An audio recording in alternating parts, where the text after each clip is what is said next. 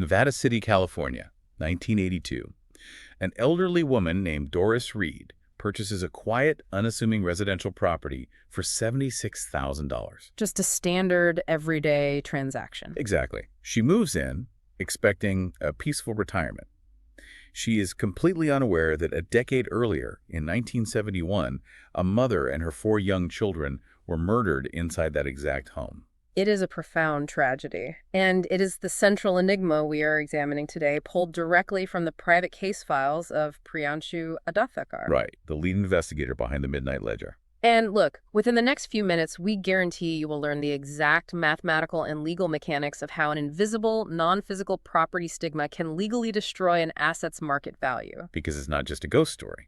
And more importantly, you will learn the defensive strategies required to protect your capital from these hidden liabilities. We are reviewing exclusive commercial real estate and hospitality intelligence today. And to really understand this intelligence, you have to understand the architect behind it. Pri's specific operational background. Yes. Pri operates with a unique dual tactical advantage. He is both an institutional commercial real estate investment advisor and a boots-on-the-ground realtor. Which is a rare combination. Extremely rare. That specific combination allows him to view an asset from 10,000 feet up in the boardroom while simultaneously interrogating the granular, street-level riddles that conventional underwriters completely miss. They just don't see them. Right. We are not looking at ghosts today. We are looking at quantifiable risk. Exactly. The focus here is strict financial liability. So let's break down the core mechanics of Pri's findings inside the ledger. Because the baseline facts of the Reed transaction are revealing. They are. The seller in this 1982 transaction, a man named Robert King, didn't just stay quiet about the home's dark history. No, this wasn't a sin of omission. Not at all. King and his real estate brokers engaged in active, calculated concealment. While the transaction was in escrow, King actually approached the neighbors. He went door to door. Literally. And he explicitly instructed them to hide the 1971 quintuple murder from Doris Reed. Look, it is a ruthless move. But from a purely mechanical standpoint, it was a calculated effort to ensure the deal closed without friction. Because the stigma ruins the deal. Exactly. The seller knew that if the psychological weight of that property's history was exposed, the buyer's capital would instantly vanish. The deal would fall apart. Right. But the friction inevitably arrives post-closing. The truth always surfaces. It always does. Neighbors eventually let it slip to Reed after she moved in. And the ensuing fallout is what sets the foundation for modern real estate law. It changed everything. It really did. In this report, Pri uncovers how Reed's post-closing discovery led to a highly specific, quantifiable financial hit. Because she went back to court. She did. She alleged that the true market value of the home, had the stigma been disclosed to the open market, was only $65,000. So we are looking at an immediate, sudden $11,000 drop in equity. From a purchase price of $76,000. Yes. Mathematically, that is a massive 14.5% psychological discount on the asset. Driven entirely by a notorious history. And this is where we must synthesize this raw data with real-world investment risk. Put yourself in the shoes of a judge in the early 1980s. The legal landscape was completely different back then. Entirely different. Under traditional California common law at that time, the doctrine was essentially caveat emptor. Buyer beware. Exactly. A seller's affirmative duty to disclose a defect was strictly limited to physical, structural, or mechanical failures. We are talking about bad soil. Bad soil, a cracked foundation, a leaking roof, faulty wiring. When Doris Reed filed her lawsuit, the trial court initially dismissed it entirely. Which, on the surface, that feels incredibly callous given the human tragedy involved. It feels cold, yes. But their logic was structurally consistent with the jurisprudence of the era. The trial court essentially said, well, a historical murder does not physically damage the framing of a house. The drywall is intact. Right. The foundation is perfectly solid, the plumbing works. Therefore, under traditional common law, there is no legally recognized defect. You cannot sue a seller because a house possesses a tragic memory. That was the initial ruling. But the ruling didn't stand. Pri's investigation into the ledger shows how the California 3rd District Court of Appeal completely reversed this physical-only doctrine. It was a massive appellate reversal. They fundamentally re-architected disclosure jurisprudence, creating a legal earthquake that, well, we're still feeling the aftershocks of today. They absolutely did. Associate Justice Coleman Blease delivered the opinion, and in doing so, he expanded the very definition of what constitutes a material fact in a real estate transaction. He moved past the physical constraint. He did. He established that materiality is not restricted exclusively to the physical components of a building. A fact is legally material if it has a measurable, significant depressing effect on market value. Or desirability in the eyes of the purchaser. Yeah. So, the court introduced what became known in legal and real estate circles as the George Washington Doctrine. It's a very clever legal framework. It is. Justice Blease outlined a brilliant analogy in court to explain the mechanics of invisible value. He stated, George Washington slept here is worth something, however physically inconsequential that consideration may be. It is a fascinating way to map the logic. He is pointing out that if positive historical repute, a famous figure sleeping in a bedroom centuries ago, Without altering a single physical floorboard. exactly, if that can elevate an asset's market value, then ill repute or, bad will can conversely and equally depress the value of that property. It legally proves that reputation holds literal, quantifiable monetary weight. Yes. It shifts the entire paradigm of asset valuation from the purely physical to the psychological. But hold on, I have to step in here and push back on this, or at least play devil's advocate for the institutional investors and developers listening. Sure, go ahead. If I am allocating millions in capital, this ruling sounds like an absolute nightmare. If we allow buyers to sue over bad vibes or psychological stigmas, doesn't that invite total unrestrained irrationality into the market? It's a valid concern. I mean, how do you reliably price a bad memory? What stops a buyer from suing me because they found out a bad divorce happened in a property? That is the exact defense the sellers attempted to use in court. They argued that ruling in favor of Doris Reed would allow the camel's nose of unrestrained irrationality into the tent. Opening the floodgates. Precisely. They feared an avalanche of frivolous lawsuits over every sad event that ever occurred on a property. But the court anticipated this, and they established a very strict objective guardrail to protect the market. How did that guardrail function? Well, plaintiffs cannot just claim subjective personal distress or idiosyncratic sensitivity. You cannot sue because the vibes make you uncomfortable. It has to be objective. Yes. Yeah. You must show objective, quantifiable market impact. You have to prove financial devaluation through appraisals, comparable sales, and hard market data. You need the math. Exactly. Furthermore, the court noted a critical distinction regarding due diligence. A mass homicide of innocence is so exceptionally rare and so far outside the bounds of ordinary life that there is no reasonable duty for a buyer to anticipate or discover it during standard inspections. Right. You cannot expect a commercial underwriter or a residential buyer to naturally assume they need to check the archives for a historical quintuple murder. It's just not part of the standard process. That makes sense. Yeah. It protects the buyer from the unimaginable while protecting the seller from the mundane. But this isn't just a 1980s history lesson. Not at all. What PRI is reporting from the ground in central Ohio is that the financial shockwaves of this 1983 precedent continue to dictate macro shifts and asset valuations in the modern market. He tracks these granular metrics constantly in his commercial intelligence. Exactly. Let's translate what this looks like for modern capital allocators. Because PRI is looking at cap rate movements, yield compression, and hyperlocal Midwest Rev PR. These are the metrics that actually drive acquisitions. Right. Let's break those terms down for anyone outside the commercial real estate bubble. Absolutely. Think of a cap rate or capitalization rate as the annual return you'd expect on a property if you bought it entirely in cash. It is a measure of risk and reward. Exactly. Now, yield compression occurs when the price of an asset stays the same or goes up, but the income it generates drops or stagnates.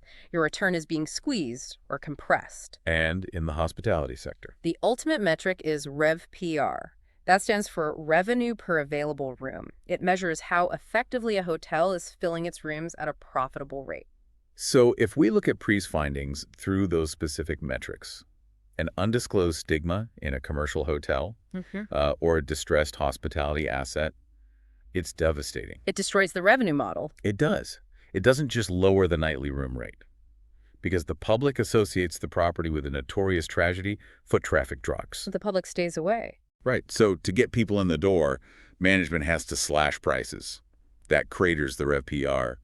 And when the revenue drops, the yield compresses, and suddenly major zoning or acquisition deals completely stall out. Precisely. The market mathematically prices in the psychological hesitation of the consumer base. It's a quantifiable penalty. Yes, that 14.5% equity discount that Doris Reed faced in a single-family residential home. In high-stakes commercial hospitality, if a property becomes notorious, that easily translates into a 20% or higher valuation discount. Which brings us to the operational reality on the ground. This reality created absolute panic for real estate professionals, underwriters, and private equity groups in the wake of Reed v. King. The rules of the game changed overnight. Suddenly, the physical-only doctrine was dead, and invisible history was legally actionable. So the immediate operational question became an underwriting nightmare. Because where is the boundary? Exactly. How far back in history must an agent or an institutional investor investigate? Decades? Centuries? Do you have to disclose a death that happened in a hotel room in 1890? It's an impossible standard to enforce without a boundary. Right. But here is where his investigation takes a completely unexpected turn. The industry was in a complete freefall over this ambiguity.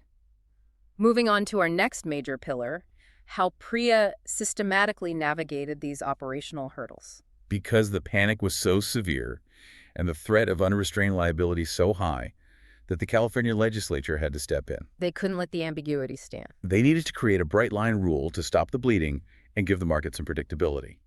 So they enacted California Civil Code Section 1710.2. Which is a critical piece of legislation. It established what is widely known as the 3-year death rule. Yeah. By law, sellers and their agents must affirmatively disclose any death that occurred on the property within the past 3 years. That covers natural causes, accidents, suicides, or homicides. It drew a line in the sand. It did. But we have to synthesize what this legislative remedy actually means for institutional owners and capital allocators today. Because it's not a perfect shield. No, because while it solved one problem, it created a massive legislative loophole. Beyond that 3-year window, there is no affirmative duty to volunteer this information. Zero duty. None. Let the gravity of that sink in for a moment. You could be evaluating a massive commercial asset. It could have a 20% high notoriety murder discount hiding deep in its history. A completely silent liability. Yes. But if that notorious event happened exactly 3 years and 1 day ago, the seller can legally remain entirely silent. They do not have to volunteer a single word about it to your underwriting team. Which is terrifying if you were deploying capital based on standard financial models. Because the models won't catch it. Exactly. How Prey saw what the spreadsheets missed is by utilizing his proprietary stigma valuation engine. Traditional underwriters are looking strictly at the physical and financial baselines. They are analyzing cap rates, ordering physical appraisals, and reviewing standard environmental Phase 1 reports. They're completely missing historical stigmas because their models are blind to psychological variables. The spreadsheets don't account for bad will. They don't.